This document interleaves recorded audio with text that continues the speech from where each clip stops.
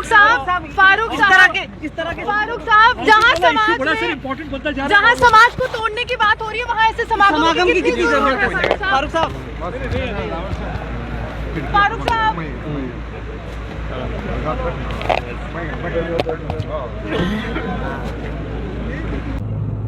बहुत अच्छी चीज है। धर्म क्या सिखाता? धर्म नफरत नहीं सिखाता। कोई भी धर्म, तो सिख धर्म हो, हिंदू हो, मुसलमान हो, ईसाई हो, कोई भी धर्म, जैन धर्म, बौद्ध धर्म, मित्रता, प्यार सिखाता, प्यार। और ये सिखाता है कि देखो मालिक वो है, उसके सिवा कोई मालिक नहीं, एक ओंकार। अगर हम ये पहचान लें और ये जानने लगे कि वही मालिक है, उसी के हमें भेजा है, उसी के पास हमने वापस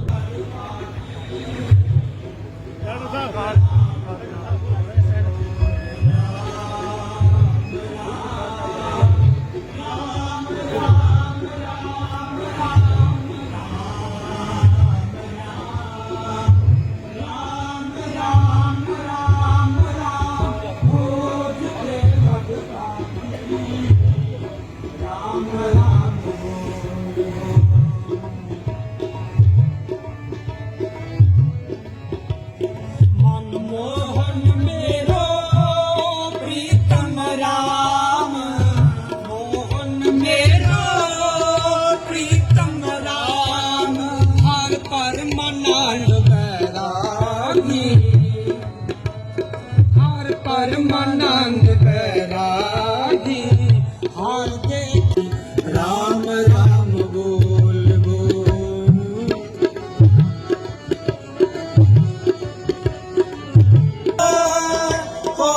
बता है बहुत अच्छी चीज है। धर्म क्या सिखाता? धर्म नफरत नहीं सिखाता। कोई भी धर्म, तो सिख धर्म हो, हिंदू हो, मुसलमान हो, ईसाई हो, कोई भी धर्म, जैन धर्म, बौद्ध धर्म, मित्रता, प्यार सिखाता, प्यार। और ये सिखाता है कि देखो मालिक वो है, उसके सिवा कोई मालिक नहीं, एक ओंकार।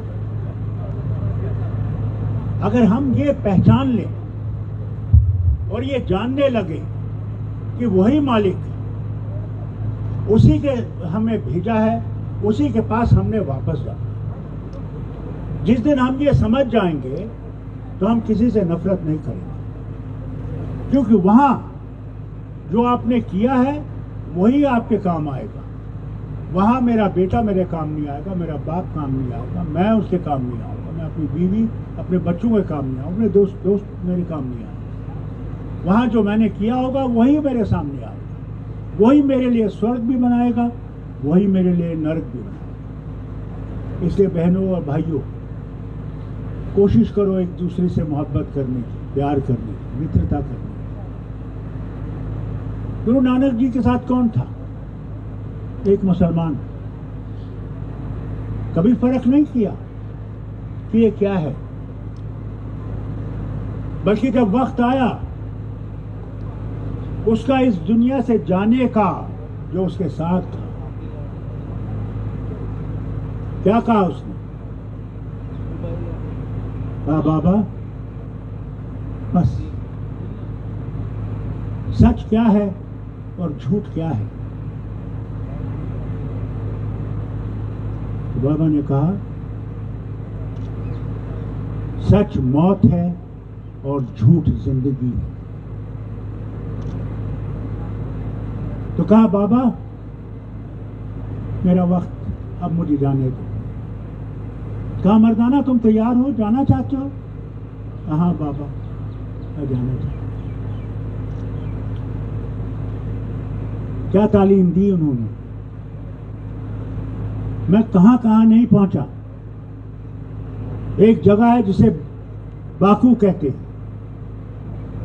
रूस का एक हिस्सा होता था, मुसलमान एक मुल्क है।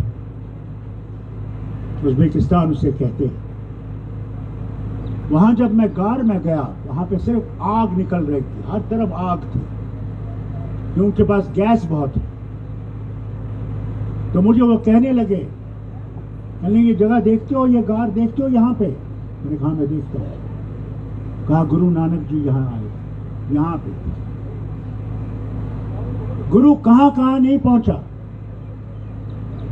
क्या कहने के लिए? ये नहीं कि मैं कुछ हूं, बल्कि ये कहने के लिए कि वो है, और उसकी तरफ चलो।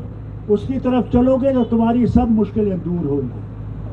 मगर हम कितना उसके करीब हैं आप खुद देखिए। झूठ में हम सबसे आगे, एक बात सामने करेंगे, एक बात पीछे करेंगे। धोखा देने के लिए सबसे तैयार, लूट करने के लिए।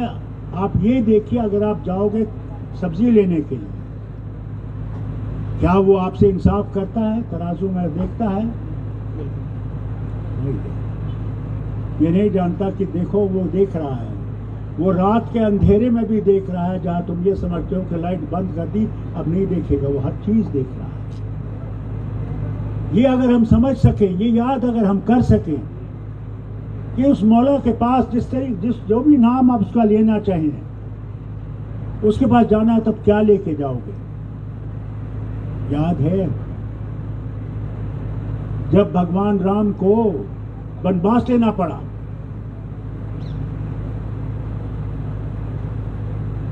बाप का आदेश, क्योंकि बाप ने माँ को, उसकी सुतेली माँ को यह वादा दिया था कि जो तुम मुझसे मांगोगी मैं तुम्हें दूंगा। तो जब वक्त आया तो उसने कहा मेरे बेटे को यहां का राजा बना, क्योंकि वादा दिया था। देखिए उस जमाने के यहाँ जो मुंह से बात निकलती थी उस पर अटल रहती थी, ये जानते हुए कि राम का हक था। राम ने उसी वक्त कहा, पिता आपने वचन दिया है, मैं आपके वचन की पैरवी करता हूं, मैं आपके वचन पर चलने के लिए तैयार हूं। भाई जिसके लिए उसने हुकूमत मांगी थी कि इसको बनाओ, वो भी भाई बाप को भाई समझा। तो जब एक जगह पहुंचे, दरिया को पार करना था, सीता मैया साथ थी, कोई पैसा नहीं था। तो जब नैया के पास पहुंचे और वो जो नैया चलाने वाला था उसे कहने लगे, बाबा हमें पार करा दो, मगर हमारे पास कोई दौलत नहीं, पैसा नहीं है। सीता मैया ने कहा मेरे पास एक कड़ा है, ये ले लो। कहा नहीं, ये आपका कड़ा नहीं चाहिए। भगवान सिर्फ एक काम करना, जब मेरा वक्त आए और मुझे उस आग से जन्नत की तरफ जाना हो, भगवान मेरा हाथ पकड़ के मुझे पार नहीं जाए। क्या दुनिया थी। आज तो हम भगवान का सिर्फ नाम लेते हैं, माँ की तरफ मुंह करते हैं, झुका लेते हैं अपना सर, मगर दिल साफ नहीं। दिल में क्रोध है, नफरत है, धोखा है। इस चीज को जब तक हम दूर नहीं करेंगे, हम देश को कभी बना नहीं सकेंगे। ये देश हम सबका है, वो सिख हो, मुसलमान हो, ईसाई हो, या जिसका कोई धर्म नहीं, उसका भी ये देश है।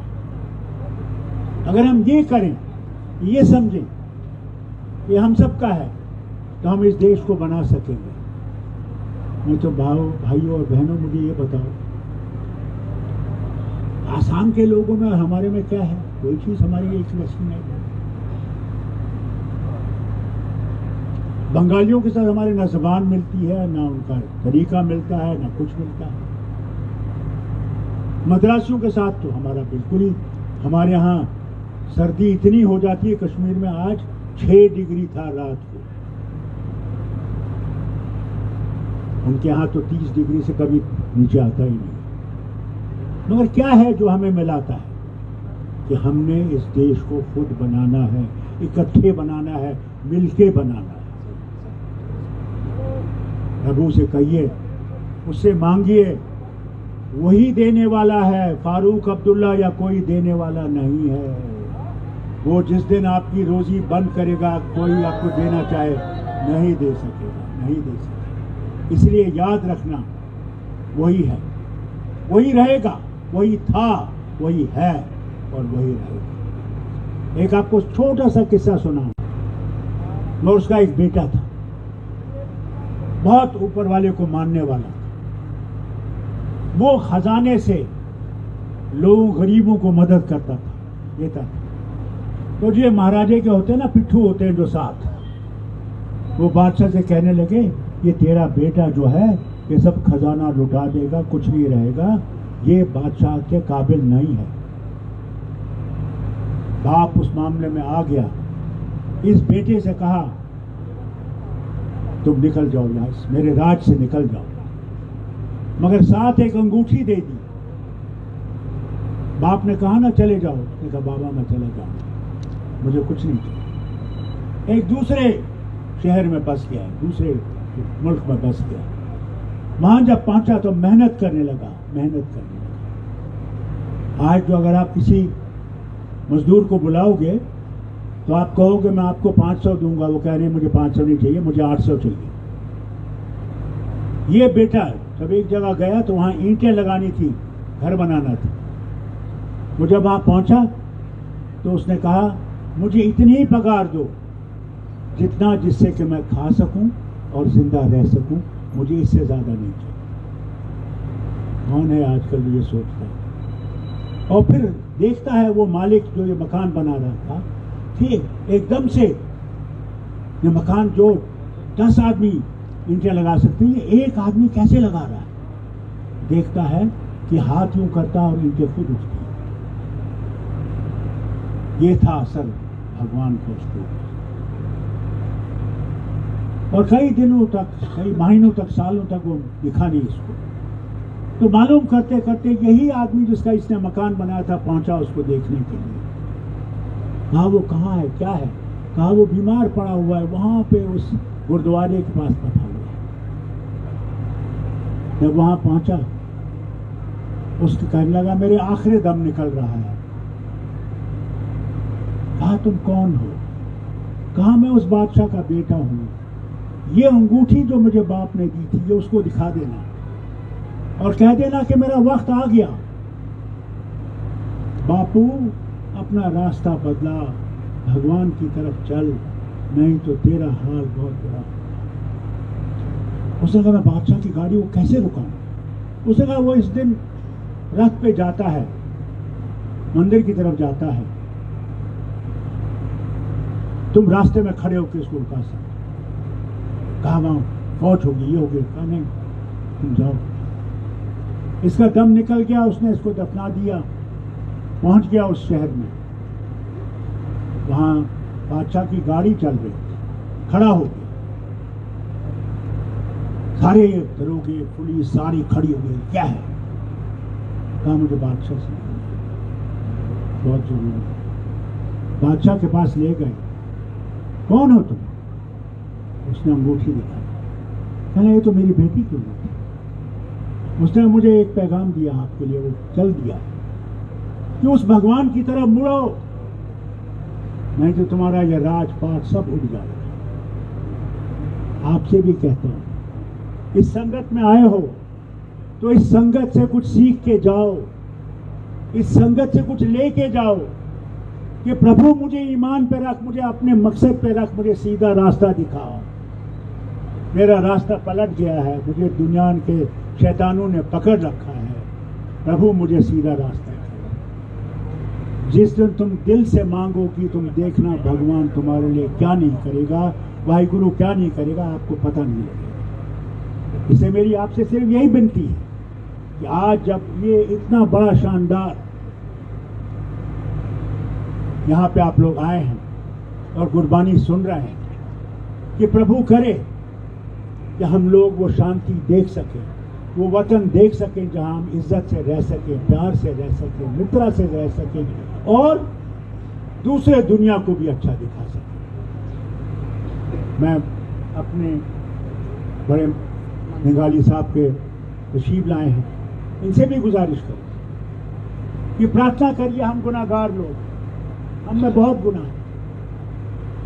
प्रार्थना करें कि वो हमारे रास्ते सीधा करे और हमें गुरु की रास्ते दिखाए जिससे कि हम अच्छे बन सकें। यही बड़ी बड़ी बात है। और मैं आप सबका बहुत, आप लोगों का जिन्होंने कीर्तन किया, अपने महान जी का, और जिन्होंने इंतज़ाम किया, उन सबका दिल से मैं